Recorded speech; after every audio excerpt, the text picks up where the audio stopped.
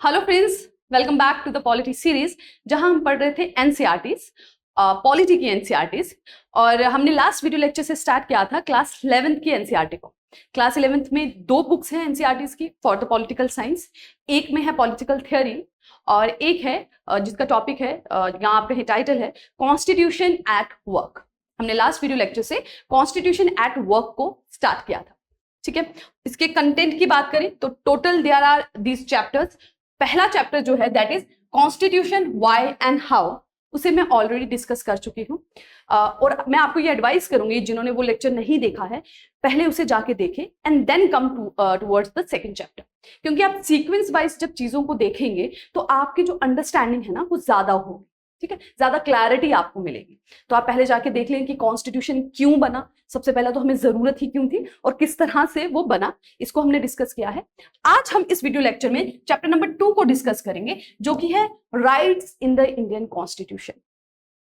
ठीक है, भारत के जो कॉन्स्टिट्यूशन है, जो संविधान है, उसमें किस तरह के हक जो हैं नागरिकों को दिए गए हैं, इस बारे में है ये चैप्टर नंबर 2। उसी को आज हम डिटेल में डिस्कस करेंगे। ठीक है, चलिए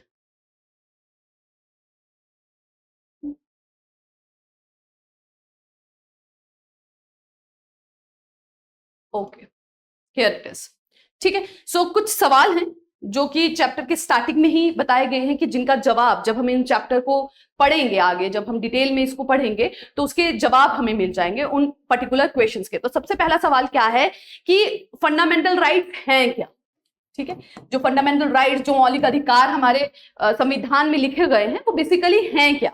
ठीक है, फिर दूसरा क्वेश्चन आता है कि किस तरह से इन फंडामेंटल राइट्स को प्रोटेक्शन मिलती है, प्रोटेक्ट किया जाता है। देखिए, खाली हक दे दिए जाएं और उसको कोई सुरक्षा ना हो, उसको कोई प्रोटेक्शन ना हो, तो उन हकों का कोई मतलब नहीं रह जाता। ये अभी हम आगे एक एग्जाम्पल के थ्रू डिस्कस भी करेंगे। तो सेकंड क्वेश्चन जो हमें जवाब मिलेगा इस चैप्टर में दैट इज कि किस तरह से इन हकों को जो है वो प्रोटेक्शन मिलती है। ठीक है, तीसरा क्वेश्चन है कि जुडिशरी का रोल क्या है इसे प्रोटेक्शन प्रोवाइड करने में। ठीक है, what is the role of judiciary in the protection of fundamental rights. पहला कि फंडामेंटल राइट्स हैं क्या, मौलिक अधिकार जो हमारे संविधान में मिलते हैं वो बेसिकली हैं क्या। दूसरा कि ये जो अधिकार हमें दिए जाते हैं इसे किस तरह से सेव किया जाता है, प्रोटेक्ट किया जाता है। नेक्स्ट इज कि जुडिशरी का इसमें क्या रोल है। ठीक है, और लास्ट में हम देखेंगे कि फंडामेंटल राइट्स, मौलिक अधिकार और डीपीएसपी, ठीक है, जो हमने प्रीवियस लेक्चर में भी डिस्कस किया था, directive principle of state policy, इनमें बेसिकली डिफरेंस क्या है। इन चारों सवालों के जवाब आज हमें इस चैप्टर को रीड करके मिलेंगे, इस चैप्टर को अंडरस्टैंड करके मिलेंगे। ठीक है, चलिए इस चैप्टर की शुरुआत होती है, यहां पर इंपॉर्टेंस बताई गई है राइट्स की दो इंस्टांसेस को डिस्कस करके। पहला इंस्टांस है कि 1892 में हमारे देश में एशियन गेम्स होती हैं। एशियन गेम्स जो है वो हेल्ड कराई जाती हैं हमारे देश में और उसके लिए बहुत सारा कंस्ट्रक्शन वर्क करना होता है, तो कॉन्ट्रैक्टर्स को हायर किया जाता है। ठीक है, 1892 की, and this is a fact. ठीक है, ये कोई आप एक तरह से बोले कि यूं ही कोई एग्जाम्पल नहीं दिया गया, दिस इज अ फैक्ट। ठीक है, तभी मैं आपको कहती हूँ कि एनसीईआरटी जब आप पढ़ते हैं ना तो वहां से आपको बहुत से कंटेंट डेटा इस तरह का मिलता है जो आप अपने मेंस के आंसर राइटिंग में कोट कर सकते हैं एज इट इज। ठीक है, उनको यूज करके आप कर सकते हैं, आप एथिक्स में भी इन्हें यूज कर सकते हैं, पॉलिटी में तो आपको हेल्प करेंगे ही करेंगे। ठीक है, तो 1892 में एशियन गेम्स हमारे देश में होनी थी और उसके लिए कॉन्ट्रैक्टर्स को हायर किया गया कंस्ट्रक्शन वर्क के लिए। कॉन्ट्रैक्टर्स ने बहुत ही लो स्टैंडर्ड का मटेरियल यूज किया, साथ ही जो वर्कर्स उन्होंने हायर किए उनको बहुत ही, आप एक तरह से कहें, बुरी कंडीशन में रखा जाता था। बहुत कम उनको वेजेस दिए जाते थे। वेजेस मतलब उनको जो पे दी जाती थी, उनको काम के लिए जो रेम्युनरेशन दिया जाता था, पैसे दिए जाते थे, वो बड़े कम थे। और लिविंग कंडीशन जो भी थी, जहां पे उनको रखा जाता था, जो घर, जो जगह रहने के लिए दी जाती थी, वो भी बहुत बुरी हालत में थी। ठीक है, उनकी जो बेसिक नीड है, ठीक है, उनको फुलफिल उनकी नहीं हो पा रही थी। काम तो उनसे बहुत ज्यादा लिया जा रहा था बट पैसे उतने नहीं मिल रहे थे, साथ ही जो लिविंग कंडीशन है वो भी उनकी सही नहीं थी। और इन सबको देखते हुए कुछ सोशल साइंटिस्ट ने, सामाजिक कर्ताओं ने, जो समाज के लिए बेहतर सोचते हैं, उनके लिए, उसके प्रोग्रेस के लिए काम करते रहते हैं, उन्होंने सुप्रीम कोर्ट में पिटीशन दायर की कि भाई इनके साथ बहुत बुरा व्यवहार किया गया है। और सुप्रीम कोर्ट ने उस चीज को देखते हुए ये कहा कि ये जो उनको लो वेजेस दी जा रही हैं ठीक है, और बैड लिविंग कंडीशंस पे जो उनको रखा जा रहा है, ये दोनों ही वॉयलेट करते हैं उनके फंडामेंटल राइट्स, जो मौलिक अधिकार हैं, ये दोनों उसको वॉयलेट करते हैं, उसे खत्म करते हैं। इसी वजह से कोर्ट ने ये माना कि गवर्नमेंट को जो है उन सभी वर्कर्स को एप्रोप्रिएट वेजेस देनी होंगी। ठीक है, तो सुप्रीम कोर्ट ने इंटरवीन किया है, सुप्रीम कोर्ट को पिटीशन लिखी गई, सुप्रीम कोर्ट ने इंटरवीन किया, उन्होंने देखा कि हाँ ये तो एक तरह का फोर्स लेबर है, ठीक है, उनसे जबरदस्ती काम कराया जा रहा है, उतने पैसे उनको दिए नहीं जा रहे, जबरदस्ती काम कराया जा रहा है, और ये उनके मौलिक अधिकारों के खिलाफ है, उनके मौलिक अधिकारों की वायलेशन है। तो सुप्रीम कोर्ट ने कहा कि भाई गवर्नमेंट को इनको एप्रोप्रिएट वेजेस देनी पड़ेगी, उनकी लिविंग कंडीशन को बेहतर बनाना पड़ेगा। ठीक है, तो ये तो हो गई पहली कंडीशन कि हाँ भाई मौलिक अधिकार वायलेट हुए तो सुप्रीम कोर्ट ने इंटरवीन किया। ठीक है, दूसरी है, यहां पे एग्जांपल दी गई है एक पर्सन की, दैट इज मिकॉल ललोंग। ठीक है, this is the name of the person. ठीक है, ये जो पर्सन है ये कहां का रेजिडेंट है, ये आसाम का रेजिडेंट है, और इसे गिरफ्तार किया गया था, इस पे केसेस थे कि इसने बहुत बुरे तरीके से कुछ पर्सन्स को मारा है, ठीक है, असॉल्ट किया है, और ये मेंटली जो पर्सन था ये मेंटली ठीक नहीं था, मेंटल कंडीशन इसकी स्टेबल नहीं थी। ठीक है, तो इस पे आरोप था कि कुछ लोगों को इसने असॉल्ट किया, तो इसे गिरफ्तार कर लिया गया। अब क्योंकि मेंटल कंडीशन सही नहीं थी तो ये ट्रायल को फेस करने के लिए सूटेबल नहीं था, ये कोर्ट में जाकर अपनी जो तारीखें हैं उन्हें नहीं भुगत सकता था, तो इसे भेज दिया जाता है ट्रीटमेंट के लिए। ठीक है, इसको भेज दिया जाता है ट्रीटमेंट के लिए, और ट्रीटमेंट डॉक्टर्स जो होते हैं वो इसका ट्रीटमेंट करते हैं। कहां भेजा जाता है इसको? मेंटल हॉस्पिटल में भेजा जाता है। ठीक है, डॉक्टर्स इसका ट्रीटमेंट करते हैं, और दो बार ये इंफॉर्मेशन सेंड की जाती है कि now he is perfectly fine to attend the trial. मतलब अब उसकी मेंटल कंडीशन जो है वो सुधर चुकी है, अब वो इस कंडीशन में है कि जाके अपनी जो तारीखें हैं, जो ट्रायल है, उसे फेस कर सके, तो उसके जो केस की है वो सुनवाई होनी चाहिए। स्टिल उसकी केस की सुनवाई नहीं होती है, उसे तारीख नहीं मिलती है, कोर्ट में उसका केस सुना ही नहीं जाता है, और वो जेल में ही, ठीक है, ओहो, कोर्ट में उसका केस सुना ही नहीं जाता है। माइकल जो था वो ये जो मकाल आप प्रोनाउंस करें से, ये जो था इसको 2 बार 1967 और 1996, आप देखिए इसमें ही कितना गैप है, एक बार 1967 और एक बार 1996। इन 2 सालों में डॉक्टर्स उनको भेजते हैं इंफॉर्मेशन कि हाँ अभी मेंटली ठीक है, इसका ट्रायल कराया जाए, इसका जो है जो केस है उसकी हेयरिंग हो, तब भी उसकी हेयरिंग नहीं होती है। एंड फाइनली उसे रिलीज किया जाता है कब? 2005 में।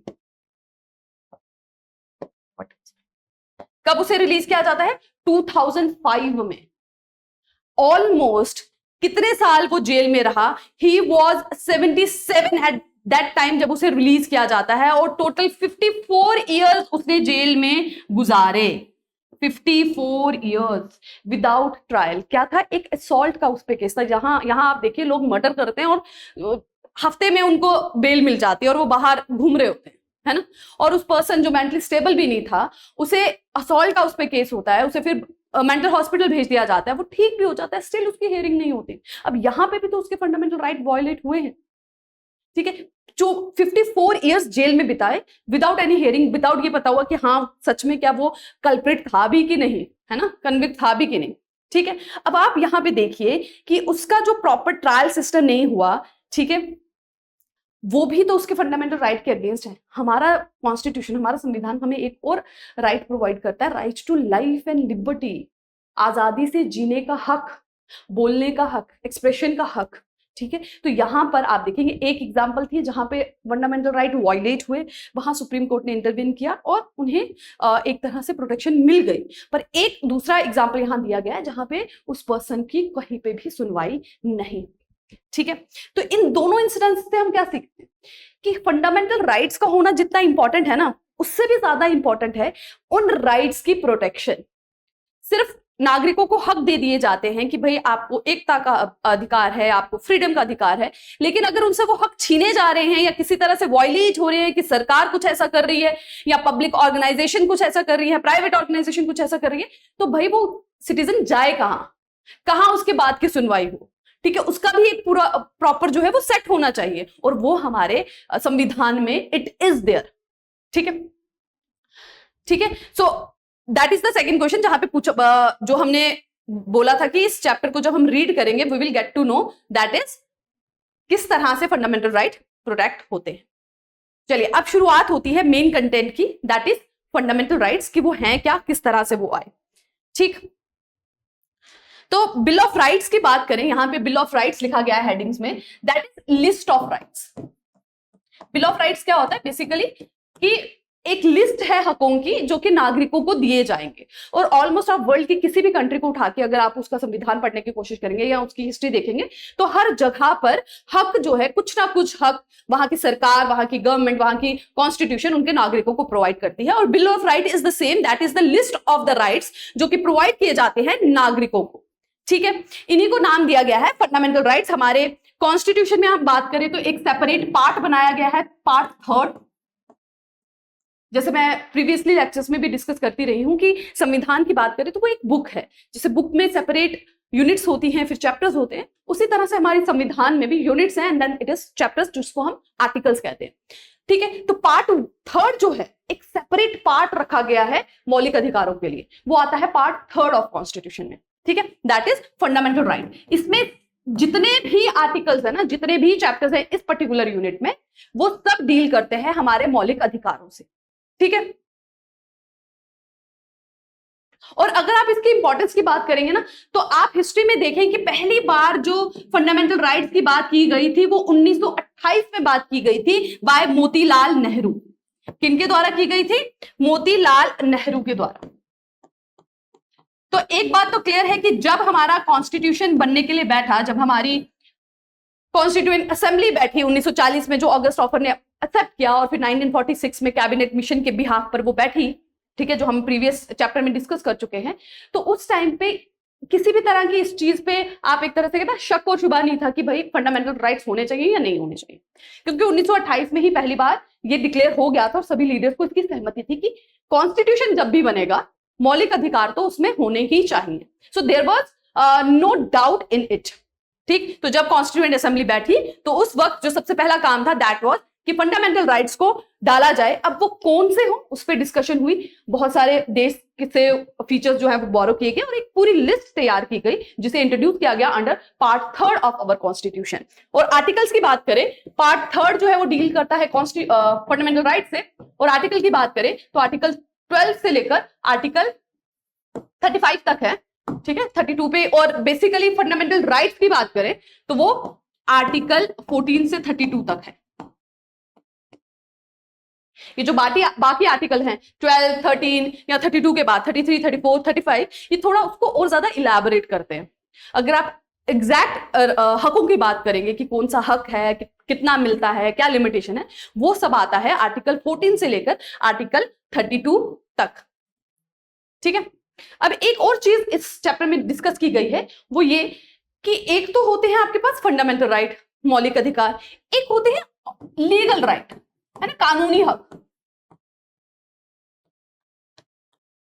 एक है फंडामेंटल और एक है लीगल। क्या इन दोनों में कुछ डिफरेंस है कि फंडामेंटल राइट्स और लीगल राइट्स क्या दोनों सेम होते हैं? इनमें कोई डिफरेंस है? तो इनमें बहुत बड़ा डिफरेंस है। पहला कि ये जो लीगल राइट्स होते हैं ना, जो ऑर्डिनरी राइट्स हैं हमारे लीगल राइट्स, ये ऑर्डिनरी लॉ से प्रोटेक्ट होते हैं।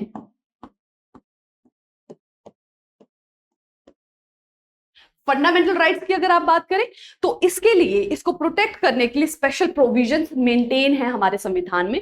कॉन्स्टिट्यूशन इसे प्रोटेक्ट करता है। जो हमारे मौलिक अधिकार हैं उसे प्रोटेक्शन कौन दे रहा है? उसे प्रोटेक्शन हमारा संविधान दे रहा है। जो हमारे नॉर्मल लीगल राइट हैं, ठीक है, आप इनहेरिटेंस की बात करें कि आपका हक है आपके पिताजी की संपत्ति पर, है ना, एक ऑर्डिनरी मौलिक अधिकार नहीं है ना, वो लीगल राइट है आपका। ठीक है, अगर आप बोलेंगे प्रॉपर्टी खरीदने का हक है, वो लीगल राइट है आपका। ठीक है, सो वो जो है वो प्रोटेक्ट किससे होगा? ऑर्डिनरी लॉ से। कॉन्स्टिट्यूशन में मेंशन नहीं है, वो ऑर्डिनरी लॉ बनाए जाते हैं, उसको चेंज किया जाता है टाइम टू टाइम, गवर्नमेंट्स भी उसमें कुछ मॉडिफिकेशंस लाती है, वो हो गया ऑर्डिनरी लॉ। फंडामेंटल राइट्स के लिए कॉन्स्टिट्यूशन में मेंशन है। दूसरा, जब फंडामेंटल राइट्स को आपको बदलना है तो आपको संविधान को बदलना पड़ता है। संविधान को बदलने को कहते हैं अमेंड करना, अमेंडमेंट करनी पड़ती है। और ये एक सिंपल प्रोसीजर नहीं है, ये एक टीडियस प्रोसीजर है। ठीक है, एक लंबा प्रोसीजर। मैं प्रीवियस चैप्टर में भी आपसे डिस्कस कर चुकी हूं कि हमारा जो संविधान है वो फ्लेक्सिबल और रिजिड, इन दोनों का कॉम्बिनेशन है। कुछ चीजें बहुत आसानी से बदली जा सकती हैं, क्योंकि जैसे टाइम चेंज होगा, नीड्स चेंज होंगी, तो प्रोविजंस भी चेंज करने हैं, जो बातें लिखी गई हैं संविधान में वो भी चेंज करनी है। लेकिन कुछ चीजें ऐसी भी हैं जो रिजिड रखी गई हैं। किस लिए? ताकि किसी भी तरह से जो नागरिक हैं उनको एक तरह से बोले उनकी हानि ना हो उनके हकों की। ठीक है, उनमें से एक है फंडामेंटल राइट्स, उसको पूरा प्रोटेक्शन दिया गया है। उसे बदलने के लिए संविधान को बदलना पड़ता है और उसका एक लंबा प्रोसेस है जिसमें पूरी मेजॉरिटी जो है आपके संसद में वो होनी चाहिए। लेकिन जब आप लीगल राइट्स की बात करते हैं तो उसको बदलने के लिए आपको संविधान को बदलना नहीं पड़ता, अमेंडमेंट नहीं करनी पड़ती, एक कानून लाती है गवर्नमेंट और उससे जो लीगल राइट है उन्हें बदल दिया जाता है। ठीक है, और फंडामेंटल राइट्स को ना जुडिशरी जो है वो प्रोटेक्शन प्रोवाइड करती है। जुडिशरी क्या हो गई? हमारी न्याय व्यवस्था।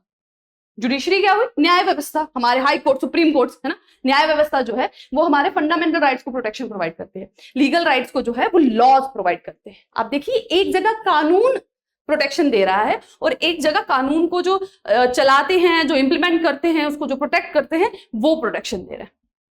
ठीक है, तो आपको अब ये क्लियर हो गया होगा कि फंडामेंटल राइट्स जो हैं और लीगल राइट्स जो हैं उनमें क्या डिफरेंस है, और मेनली जो है आप एक तरह से कहें बहुत ज्यादा इंपॉर्टेंस जो है वो फंडामेंटल राइट्स की है।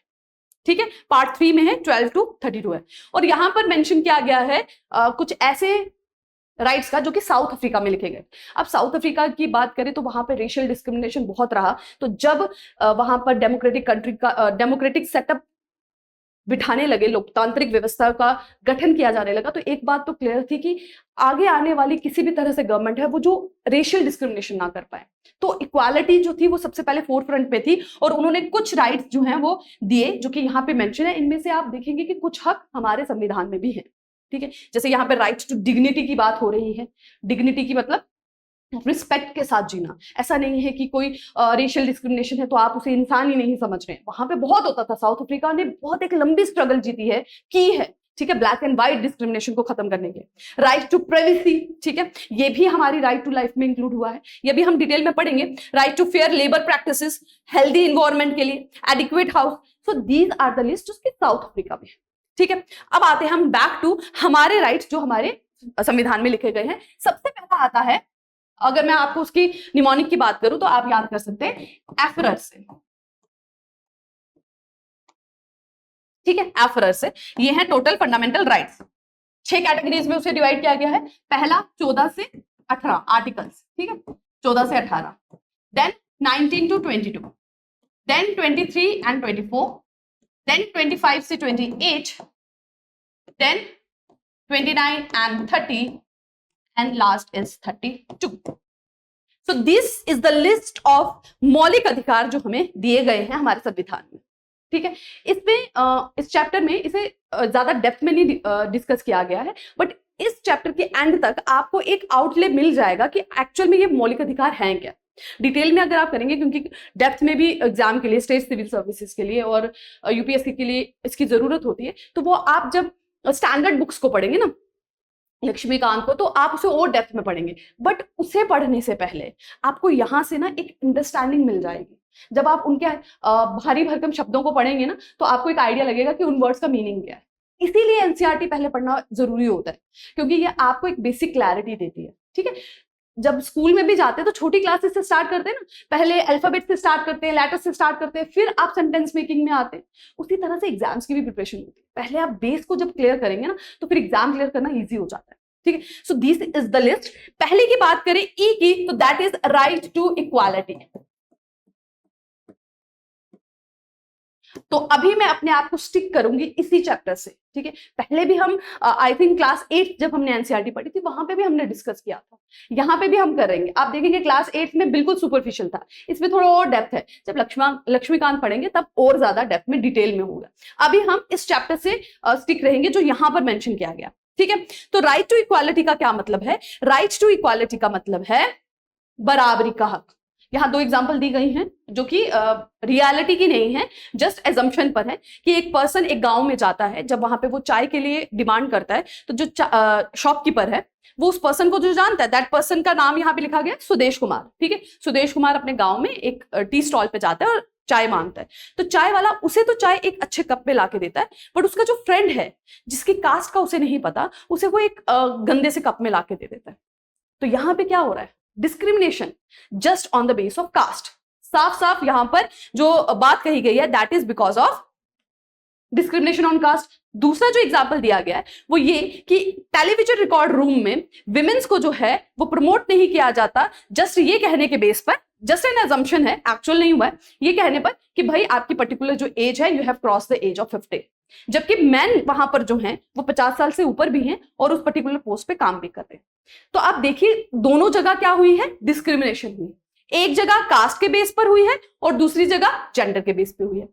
जब राइट टू इक्वालिटी की बात आती है ना, तो वो ये दोनों तरह के डिस्क्रिमिनेशन के अगेंस्ट है, उन दोनों को खत्म करता है और भारत के हर नागरिक को यह हक देता है कि उसे बराबर रखा जाए। किस किस के सामने? सबसे पहला जो आर्टिकल 14 है वो बात करता है इक्वालिटी बिफोर लॉ, कानून के सामने बराबर, ठीक है, इक्वालिटी बिफोर लॉ। आर्टिकल 14 में बात की गई है। आर्टिकल 15 क्या कहता है? आर्टिकल 15 कहता है कि किसी तरह की डिस्क्रिमिनेशन नहीं होगी on the basis of what? Race, ठीक है, ब्लैक एंड व्हाइट के बेस पे नहीं होगी, सेक्स, विमेन मैन के बेस पे नहीं होगी, प्लेस ऑफ बर्थ, आप पैदा कहां हुए हैं, कौन सी सिटी में हुए हैं, कौन सी स्टेट में हुई हैं, इस बेस पे नहीं होगी, ठीक है, कास्ट के बेस पे नहीं होगी, ठीक है। सो ये सब मेंशन किया गया आर्टिकल 15 में। जैसा हमने देखा कि सुदेश कुमार के फ्रेंड के साथ डिस्क्रिमिनेशन हो रही है on the base of caste, ठीक है, विमेन्स के साथ टेलीविजन रूम में हो रही है on the base of gender. तो आर्टिकल 15 कहता है कि हमारे देश के किसी भी नागरिक के साथ डिस्क्रिमिनेशन नहीं होगी, भेदभाव नहीं होगी on the basis of this things. Article 16 की बात करें तो आर्टिकल 16 कहता है कि जब हम ऑक्यूपेशन की बात करते हैं, प्रोफेशन की बात करते हैं, पब्लिक सेक्टर में गवर्नमेंट जॉब की बात करते हैं, तो गवर्नमेंट जॉब में डिस्क्रिमिनेशन नहीं होगी इन्हीं सब बेसिस पे। ऐसा आप नहीं कह सकते कि आप पर्टिकुलर कास्ट से बिलोंग करते हैं तो आप इस जॉब पे नहीं रह सकते, आप पर्टिकुलर जेंडर से बिलोंग करते हैं तो आप इस कास्ट के लिए एलिजिबल नहीं है। Just on the basis of qualification, capability पे आपकी रिक्रूटमेंट होगी, इन बेसिस पे जो है डिस्क्रिमिनेशन नहीं होगा, ठीक है।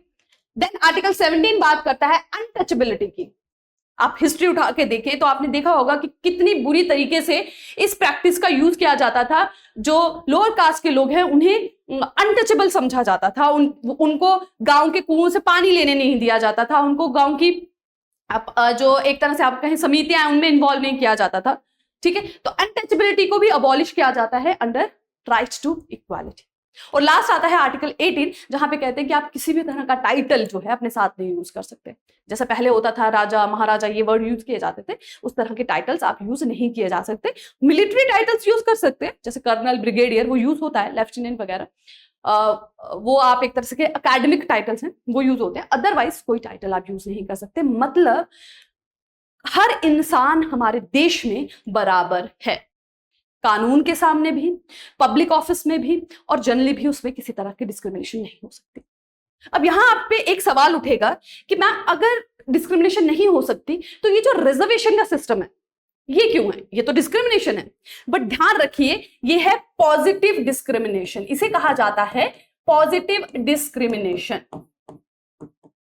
पॉजिटिव डिस्क्रिमिनेशन मतलब कि यहां पे आप एक स्पेशल एफर्ट कर रहे हैं उन लोगों के लिए जो कहीं ना कहीं देश के या समाज के पिछड़े वर्ग हैं, क्योंकि बहुत लंबे समय तक उनके साथ भेदभाव होता रहा है, उनको एक प्रॉपर सेटअप नहीं मिला है, वो आगे नहीं बढ़ पाए हैं, तो उनके लिए हमें कुछ एक्स्ट्रा करने की जरूरत है ताकि वो भी समाज के मेन स्ट्रीम में आए और सबको साथ लेके, जो कि टारगेट है सबका साथ सबका विकास, उसे हम जो है पा सके। इसके लिए लाया गया था रिजर्वेशन को। और जब आर्टिकल 16 की हम बात करते हैं कि पब्लिक ऑफिस में किसी के साथ भी कोई डिस्क्रिमिनेशन नहीं होगा, तो उसका जो पार्ट 4 है ना, सेक्शन 4, वो ये कहता है कि स्टेट गवर्नमेंट या सेंट्रल गवर्नमेंट इस तरह के प्रोविजन ला सकती है जहां पे वो पिछड़े वर्गों को आगे लाने के लिए उनको किसी तरह की रिजर्वेशन देने का काम करे। तो ये हमारे मौलिक अधिकारों के अगेंस्ट नहीं है, क्योंकि इसको स्पेसिफिकली रखा गया था। आप जानते हैं कि हमारे देश की जो संविधान बना था उसके फादर किसे कहा जाता है? BR अम्बेडकर, जो खुद एक पिछड़े वर्ग से बिलोंग करते थे, और उन्होंने देखा था, ठीक है, हमारा जब संविधान बना, संविधान की समिति बैठी उसमें बड़े से जो मेंबर्स थे वो पिछड़े वर्ग से आते थे। उन्होंने ये फेस किया था, ये एक्सपीरियंस किया था कि किस तरह से भेदभाव उनके साथ हुआ है। तो फ्यूचर में ऐसा ना हो उसके लिए इस चीज को रखा गया था कि उन्हें फोर फ्रंट पे लाने की जरूरत है। देखिए, आप कानून तो ला सकते हैं लेकिन लोगों का माइंडसेट नहीं बदल सकते, उसे बदलने में टाइम लगता है। आप एक कानून लाके सब लोगों का माइंडसेट नहीं बदल सकते कि हाँ भाई अनटचेबिलिटी खत्म कर दो। आप हर एक इंसान का माइंडसेट तो डिफरेंट होता है ना। कोई इस चीज को मानेगा कि हाँ यार कास्ट में क्या रखा है, कोई बोलेगा नहीं इट इज अवर मतलब हमारे कल्चर का वैल्यू है, हम इसे नहीं छोड़ सकते। तो उसलिए लॉज लाना इंपॉर्टेंट हो जाते हैं। ठीक है, तो पॉजिटिव डिस्क्रिमिनेशन इसलिए लाई गई थी। अब बात करें लिस्ट की, तो हियर इज द लिस्ट जो मैं आपको बता रही थी, एफरर से आप याद कर सकते हैं। ठीक है, एफरर मैं यहां आपको बताना भूल गई। E is stands for right to equality, हम यहां पर ही इसे कर लेते हैं। Yes, E stands for right to equality. ठीक है, एफ से आ गया right to freedom, again E right against exploitation, R आ गया right to freedom, right to freedom of religion, then there is educational and cultural right, और last में आता है कॉन्स्टिट्यूशनल रेमेडीज का। तो ये बन गया एफरर। ठीक है, तो राइट टू इक्वालिटी को हम डिस्कस कर चुके हैं। नेक्स्ट आता है आपका राइट टू फ्रीडम, आजादी का हक। ठीक है, क्या है उसमें कि भाई सबको हक है, बोलने का हक है, एक्सप्रेशन का हक है, फेथ का हक है, ठीक है, लिबर्टी का हक है, वो सब है आपके पास। लेकिन क्या ये एब्सोल्यूट है? क्या उस पर किसी तरह की कोई रेस्ट्रिक्शन नहीं है? तो इस चीज का हमें ध्यान रखना है कि जो भी हमें ये तो हम 16 आर्टिकल डिस्कस कर चुके हैं। Just a sec. Yes, right to freedom की जब हम बात करते हैं तो वो कुछ रेस्ट्रिक्शंस के साथ आता है। आपको बोलने का हक है लेकिन आप उतना ही बोल सकते हैं जितना आप किसी और के हक को वायलेट ना करें, उसके हक को ना छीने। अब ऐसा नहीं है कि आप अब्यूजिव लैंग्वेज यूज कर रहे हैं, सामने वाले की जो लिबर्टी को है उसको वायलेट कर रहे हैं। ठीक है, तो ये जो राइट टू फ्रीडम है ना, ये लिमिटेशन के साथ आता है। आप पब्लिक ऑर्डर को वायलेट नहीं कर सकते। आप बोलेंगे मुझे तो घूमने का हक है तो आप भाई गन्स लेके मार्केट में घूमने लगे, नहीं, वहां पब्लिक ऑर्डर को जो है अब्रप्ट कर रहे हैं। ठीक है, अगर आप बोले कि मुझे तो कहीं पे भी घूमने का हक है तो आप किसी के घर में घुस रहे हैं उसकी परमिशन के खिलाफ, नहीं, आप मोरालिटी के अगेंस्ट हो रहे हैं।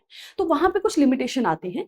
आपका हक वहीं तक है जहां तक आप किसी और के हक को इन्वेड नहीं कर रहे ना, उसका हक छीन रहे हैं। ठीक है, तो राइट टू फ्रीडम की जब बात होती है तो वो लिमिटेशन के साथ आता है। ठीक है, लिमिटेशन क्या, मोरालिटी की है, पब्लिक ऑर्डर की है, सिक्योरिटी की है। ठीक है, और साथ ही दैट इज आर्टिकल 19। आर्टिकल 19 बात करता है राइट टू फ्रीडम की। आर्टिकल 20 की जब हम बात करते हैं तो आर्टिकल 20 हमें क्या प्रोवाइड करता है, that is right against detention. ठीक है, राइट अगेंस्ट डिटेंशन। अब देखिए, कभी कोई पर्सन जो है जब हमारे मौलिक अधिकार बनाए गए ना, आप जब इन राइट्स को पढ़ेंगे भी ना, आप समझेंगे कि उस वक्त जो कॉन्स्टिट्यूशनल असेंबली में लोग बैठे थे ना, किस तरह से उन्होंने ब्रॉड पर्सपेक्टिव रखा था, किस तरह से उन्होंने ये कोशिश की कि कोई भी सेक्शन छूट ना जाए, कोई भी सेक्शन ऑफ सोसाइटी छूट ना जाए। बहुत आप एक तरह से बोलेंगे ना, होलिस्टिकली उन्होंने हर चीज को हमारे संविधान में डाला है। तभी तो अभी तक कभी संविधान में कोई कंट्रोवर्सी नहीं होती, कोई नहीं कहता कि भाई संविधान को हमें नहीं मानना है, क्योंकि उसमें बहुत, एक तो उसको गाइड किसने किया, उन आइडल्स ने जो हमारे स्वतंत्रता में हमें काम आए हैं, और साथ में वो जो लीडर थे वो हर सोसाइटी से, हर सेक्शन से बिलोंग करते थे। तो बहुत होलिस्टिकली बनाया है। तो यहाँ पे क्रिमिनल्स के लिए भी प्रोटेक्शन रखी गई है, उनके भी हक रखे गए हैं, कन्विक्शन के भी हक रखे गए। ठीक है, तो क्रिमिनल्स के क्या हक रखे गए हैं, वो है, let me tell you. Yes, पहला क्या है, राइट टू एक्यूज्ड, कि जिसपे चार्जेस लगे गए हैं, अब उस पे चार्ज लगे हैं, अभी चार्ज साबित नहीं हुए हैं। ठीक है, उसके भी कुछ हक है। क्या क्या हक है उसका? पहला हक हो जाता है कि डबल जेओपार्डी नहीं होगी, मतलब एक ही क्राइम के लिए उसे 2 बार सजा नहीं दी जाएगी। ठीक है, दूसरा हक क्या मिलता है कि उसे जो भी क्राइम उसने किया है उसके लिए उसे बैक डेट पे जाके ऑफेंस नहीं मिलेगा। मतलब अगर कोई पर्सन आज क्राइम करता है और उस पर्टिकुलर क्राइम के लिए अभी कोई सजा नहीं है, बट 10 साल बाद उस क्राइम के लिए सजा नियुक्त हो जाती है, तो ऐसा नहीं है कि अब पीछे जाके उस पर्सन को सजा मिलेगी, नहीं, उसे सजा तभी मिलेगी जब उसने क्राइम किया, उस वक्त उस क्राइम के लिए कोई सजा है या नहीं है। ठीक है, ये भी एक्यूज का राइट है। तीसरा क्या राइट है कि उसे सेल्फ डिस्क्रिमिनेशन, मतलब उसे अपने अगेंस्ट एविडेंस प्रोवाइड करने के लिए, अपने अगेंस्ट गवाह बनने के लिए मजबूर नहीं किया जाएगा। देखिए, एक्यूज के लिए भी।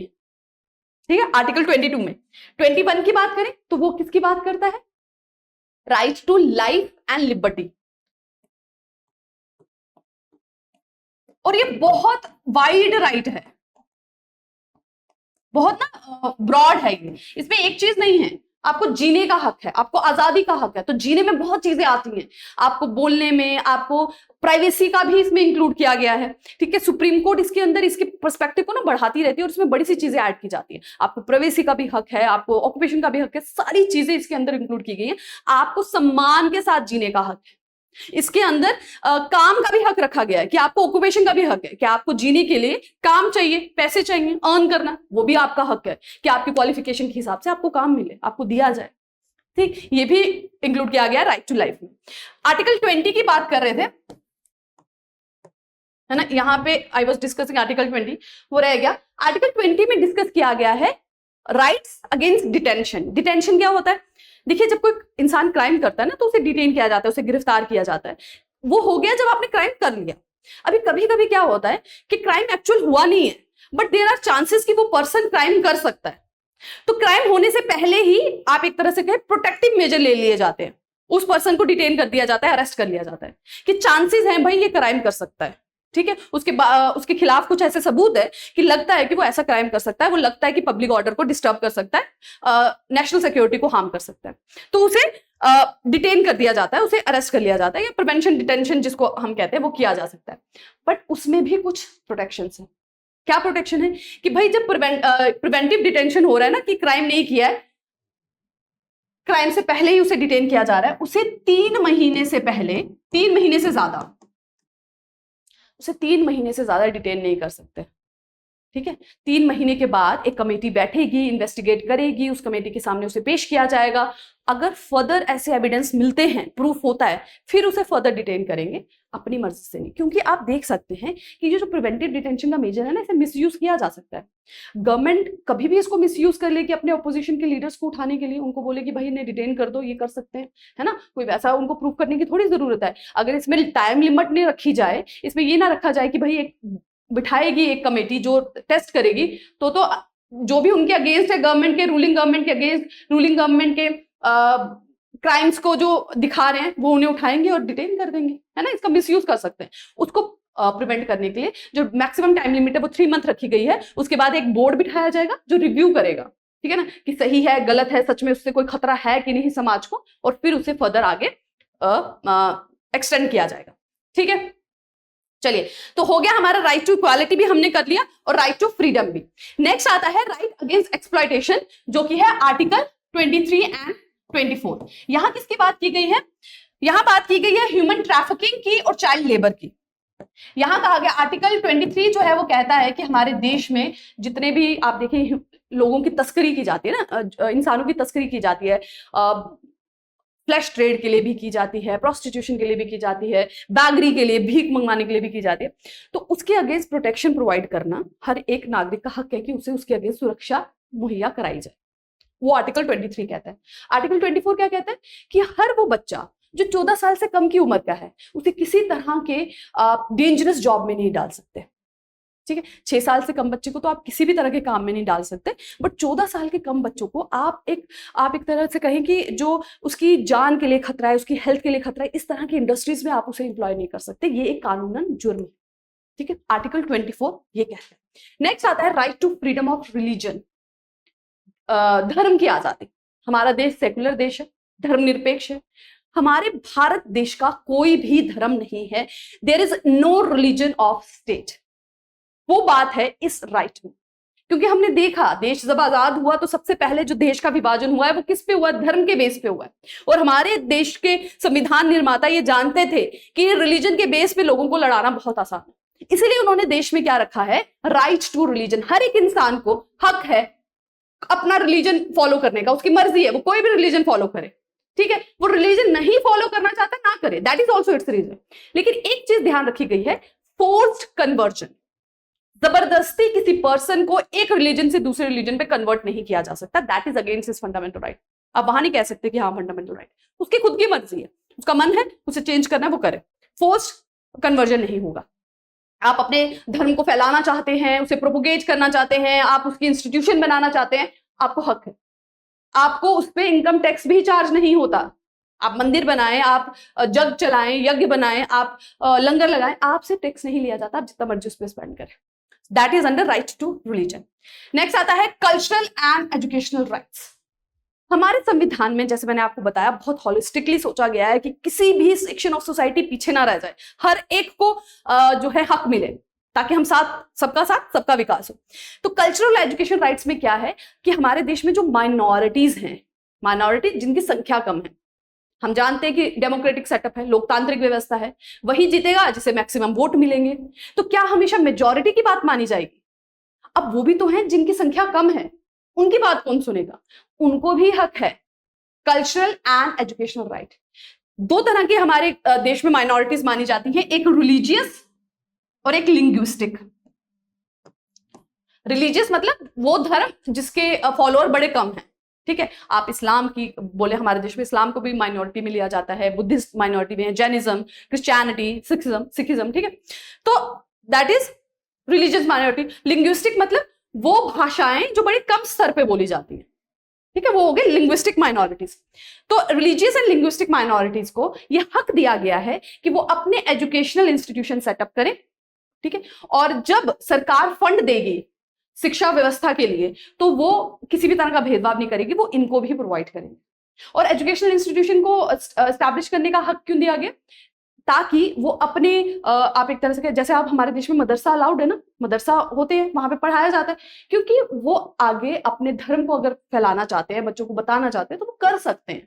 अपनी लैंग्वेज को आगे प्रमोट करना चाहते हैं, वो कर सकते हैं। एजुकेशनल इंस्टीट्यूशन एस्टैब्लिश करें, अपनी मदर टंग को, अपनी लैंग्वेज को प्रमोट करें, उन्हें पूरा हक है। तो हमारा वर्ल्ड में ऐसा कोई देश नहीं है जहां पे इस तरह के जो हक हैं, इतने होलिस्टिक हक जो हैं, वो दिए गए। लास्ट आता है और the most important, that is right to constitutional remedies. ये सबसे इंपॉर्टेंट राइट है, आप एक तरह से कहें इसी को कहा गया है। ये सब हमने कर लिया, yes, right to constitutional remedies.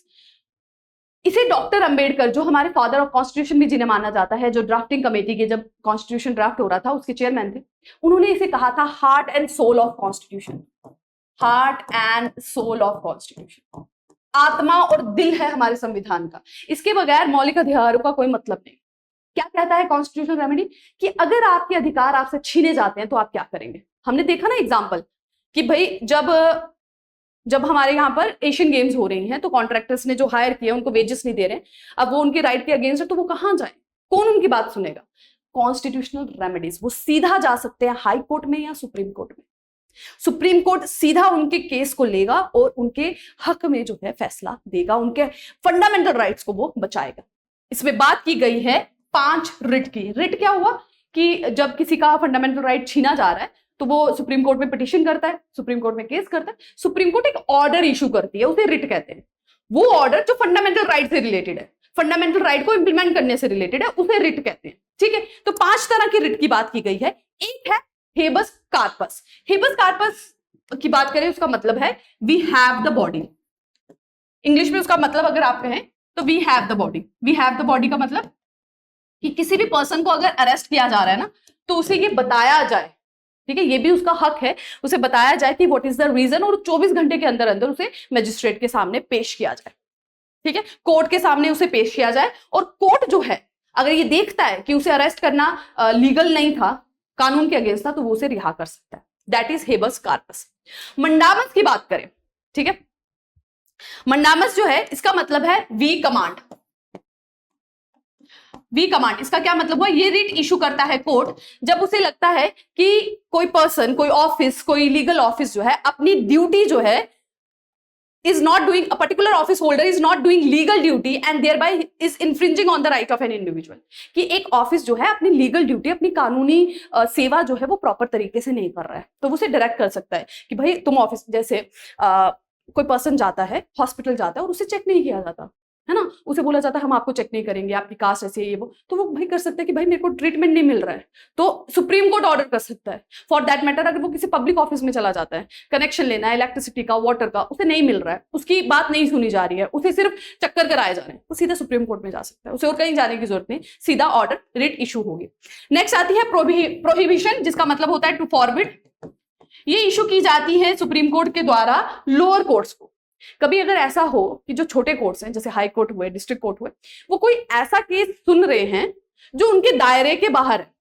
आप जानते हैं कि डिस्ट्रिक्ट कोर्ट जो होता है वो वही केस सुन सकता है जो उसके डिस्ट्रिक्ट में आते हैं, हाई कोर्ट जो उस स्टेट में आते हैं।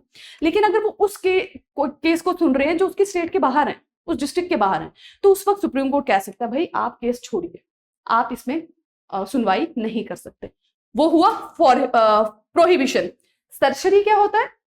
सिमिलर टू प्रोहिबिशन, इसमें भी लोअर कोर्ट्स को इश्यू किया जाता है, बट क्या कहा जाता है कि आप केस छोड़िए और उस केस को हमारे पास ट्रांसफर कर दीजिए या हायर कोर्ट को ट्रांसफर कर दीजिए। तो सेम ही है, एक में सिर्फ रोक रहे हैं, टू फॉरबिड कर रहे हैं, और एक में क्या कह रहे हैं कि उसे ट्रांसफर कर दीजिए। लास्ट आता है क्वो वारंटो। ठीक है, क्वो वारंटो। क्वो वारंटो का क्या मतलब है कि इसमें कहा जाता है कि अगर कोई पर्सन ऑफिस होल्ड कर रहा है लेकिन वो उसके काबिल ही नहीं है, कोई गवर्नमेंट ऑफिस है, उसमें कोई पर्सन की रिक्रूटमेंट हुई है लेकिन वो उसके एलिजिबल ही नहीं है, जो रिक्वायर्ड क्वालिफिकेशन थी, जो कैपेबिलिटीज चाहिए थी, वो उसके पास है ही नहीं, तो सुप्रीम कोर्ट रिट इशू करके उसे वहां से हटा सकता है। That is quo warranto.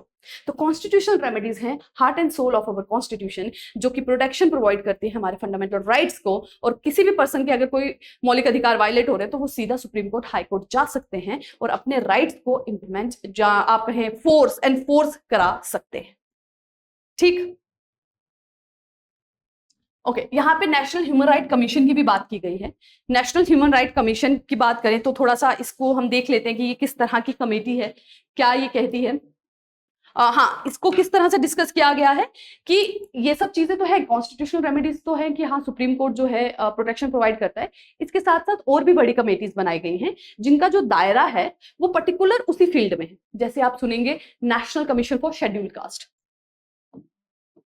इनका काम क्या होता है कि शेड्यूल कास्ट के जो लोग हैं उनके साथ किसी तरह की भी कोई एट्रोसिटी हो रही है, किसी तरह से कोई अपराध हो रहा है, तो वो उसके बारे में इन्वेस्टिगेट करते हैं। उसी तरह से आता है national commission for scheduled tribes, ये शेड्यूल्ड ट्राइब तक सीमित है। नेशनल कमीशन फॉर विमेन है ना, विमेन के साथ किसी तरह का अत्याचार हो रहा है, उनके राइट्स की बात करनी है, उनकी प्रोटेक्शन की बात करनी है, तो वो कमेटी करते हैं। उसी तरह से एक और कमेटी बनाई गई है नेशनल ह्यूमन राइट कमीशन, जो नागरिकों के ह्यूमन राइट्स को प्रोटेक्शन देती है। ये एक स्टैट्यूटरी बॉडी है। स्टैट्यूटरी का क्या मतलब होता है?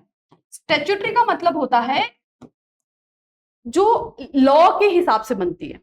एक होती है कॉन्स्टिट्यूशनल, जिसका जो मेंशन है वो हमारे संविधान में है, उसको जो पावर मिल रही है, जो अथॉरिटी मिल रही है वो हमारे संविधान से मिल रही है, तो उसे हम कॉन्स्टिट्यूशनल बॉडी कहते हैं।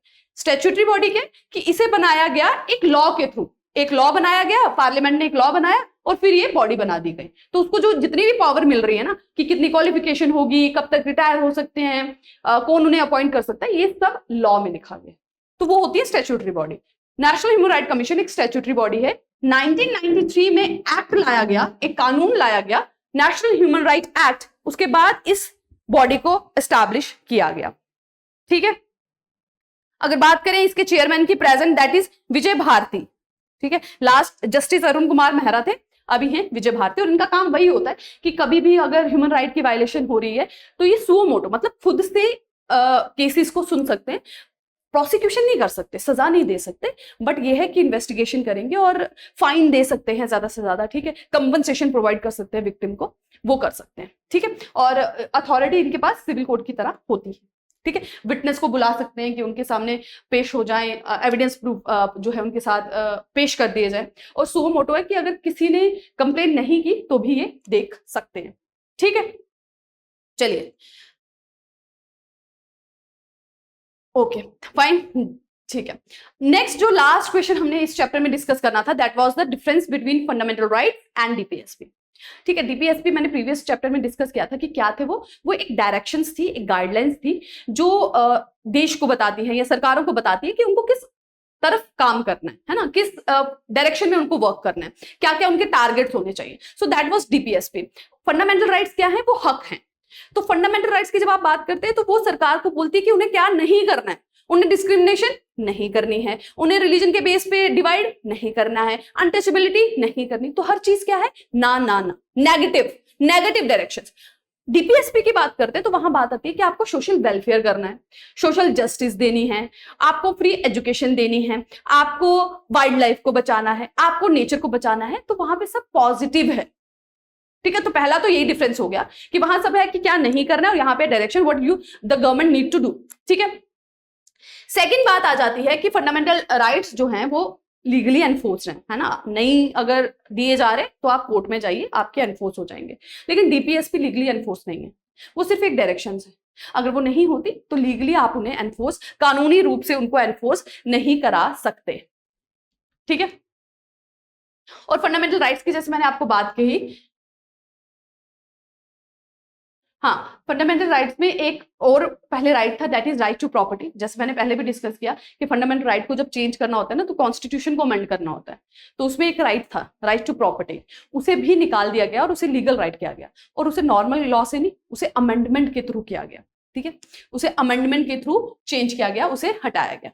ठीक है, ओके, डायरेक्टिव प्रिंसिपल की बात करें तो ये कुछ प्रिंसिपल्स यहाँ लिखे गए हैं, उनके कुछ फीचर्स लिखे गए हैं और साथ में प्रिंसिपल्स भी लिखे गए हैं।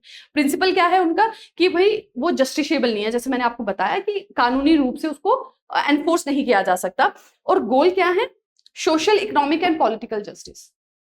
वो क्या सरकार को बोलते हैं कि आपको सबको डिसेबल पर्सन के लिए भी काम करना है, ओल्ड पर्सन के लिए भी काम करना है, आपको चिल्ड्रन के लिए भी काम करना है, आपको उनको एजुकेशन भी प्रोवाइड करनी है, उनको प्रॉपर वेजेस भी देनी है, उनको प्रॉपर लिविंग कंडीशंस भी देनी है। ठीक है, तो ये सब जो टारगेट्स है ना, ये सरकार को बताए जाते हैं, ये सब चीजें लिखी गई हैं कि आपको इन डायरेक्शन में काम करना है।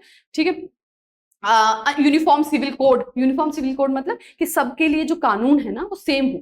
सिविल कानून, क्रिमिनल कानून तो सेम ही है, वो आईपीसी इंडियन पिनल कोड है ना, मर्डर कहीं पे भी हो, किसी भी स्टेट में हो, किसी भी रिलीजन में हो, उसको एक ही क्राइम की एक ही सजा मिलती है।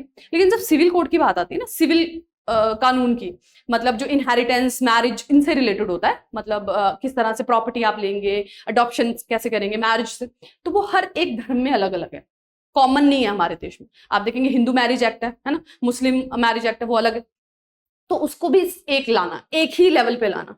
ठीक है, यूनिफॉर्म सिविल कोड उसकी बात करता है। स्लॉटर ऑफ कैटल्स, जानवरों को मारना, मतलब जिसका कोई इस्तेमाल फायदा ना हो उनको मारना। ठीक है, कॉटेज इंडस्ट्री, विलेजेस में जो छोटे छोटे कारखाने हैं उन्हें प्रमोट करना, promotion of village panchayat, village panchayat को प्रमोट करना। ठीक है, ये सब जो है डीपीएसपी में लिखे गए हैं, and these are the targets और guidelines for the government to work. ठीक है, अगर डीपीएसपी की बात करें, आर्टिकल 36 से आर्टिकल 51 है, और पार्ट 4 के अंदर ही आते हैं, पार्ट 4 में आते हैं ये आर्टिकल 36 से आर्टिकल 51।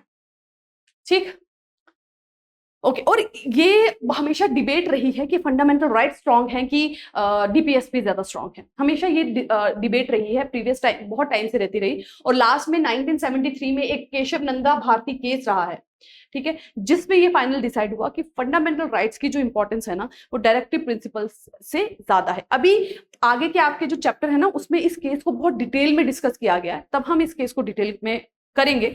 अभी आप ये जानें कि अगर ये आपको बैलेंस देखना है या इनको कंपेयर करना है और ये जानना है कि यार ज्यादा इंपॉर्टेंस किसकी है, क्या फंडामेंटल राइट ज्यादा इंपॉर्टेंट है कि डीपीएसपी, तो फंडामेंटल राइट्स ज्यादा इंपॉर्टेंट है। ठीक है, और ये सुप्रीम कोर्ट ने हेल्ड किया है किसमें, 1973 के केशव नंदा भारती केस में, क्योंकि उससे पहले बहुत बार ऐसा हुआ कि गवर्नमेंट्स जो है वो ये कोशिश करती थी कि फंडामेंटल राइट्स को ना किसी तरह से तोड़ मरोड़ दें, क्योंकि आप देख रहे हैं कि फंडामेंटल राइट जो है ना, फिर अगर आप छीनते हैं तो सरकार आपको सरकार नहीं, जुडिशरी आपको डायरेक्ट कर सकती है कि आप उन्हें वापस दें, है ना। तो सरकार की ये कोशिश रहती थी कि मोनोपोली में काम करें, जब मेजॉरिटी में आए तो किसी की सुननी ना पड़े, अपने मन से जो है करें, तो जो उनकी बात नहीं सुन रहे हैं उनको जेल में डालो, उनको अलग करो। तो इस तरह का अथॉरिटेरियन रोल जो है वो खत्म करने के लिए मौलिक अधिकारों को रखा गया था, और सरकार ये कोशिश करती रही थी, प्रीवियस गवर्नमेंट्स भी, कि इन्हें बहुत सारे चेंजेस लाके संविधान में कि इनकी जो इंपॉर्टेंस है, इसकी जो महत्ता है, उसे खत्म किया जाए। पर सुप्रीम कोर्ट ने इंटरवीन करके हमेशा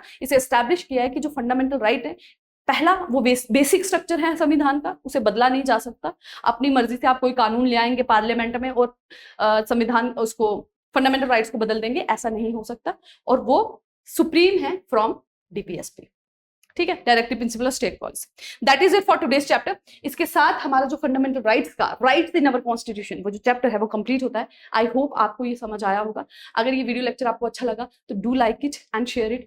thank you very much, take care and keep working hard.